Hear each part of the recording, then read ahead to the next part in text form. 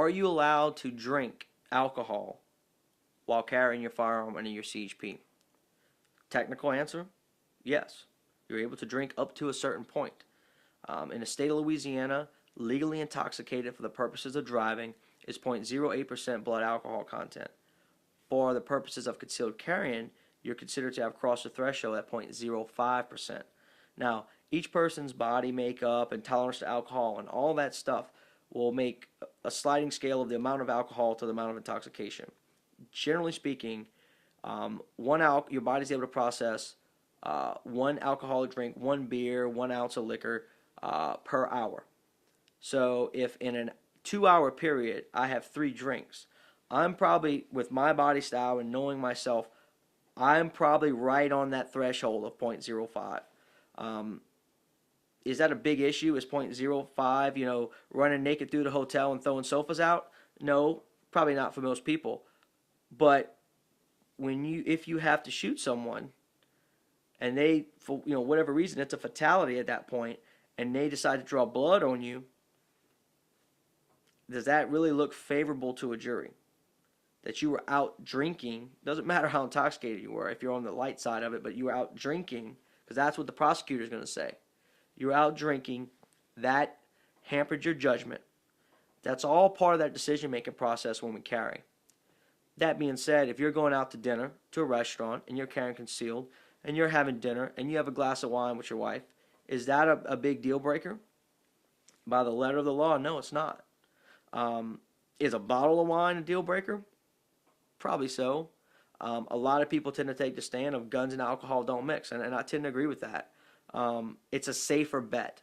Instead of trying to figure out where you're at on that scale, just don't do it.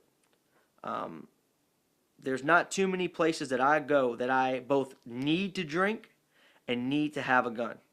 I will always pick having the gun over drinking. If I'm going to go out with friends, then just like the type of friends I have, if we have a designated driver, we have a designated carry person, and that's the person that's going to not drink.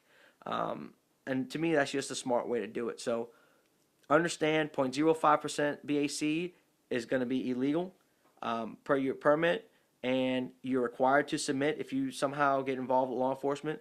By your permit, you're required to submit. If you don't submit, then you risk losing your permit per the CHP law. We've talked about drinking while carrying. There's also, you can legally be intoxicated through narcotics. If you're on some type of prescription medication that's completely legal for you to have, you could potentially be looking at some issues with your CHP.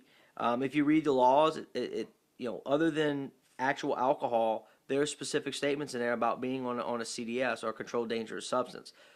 When you look at the statute that it refers to, it will give you a list of actually all the different drugs that you're not allowed to be on while you're carrying, or to carry while you're on.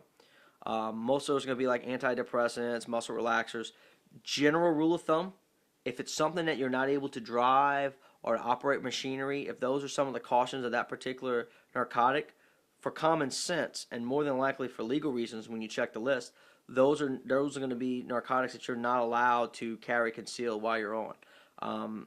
You also want to remember that things like cough medicine, like Robitussin and things like that, have certain amount of alcohol in them. Now, most of us won't ever take enough Robitussin to get drunk or to hit that 0.05 threshold. But understand that it does exist, and if you're having a really sick day and you've taken some Sudafed and you hit a couple of shots of Robitussin, you could very well be on that borderline.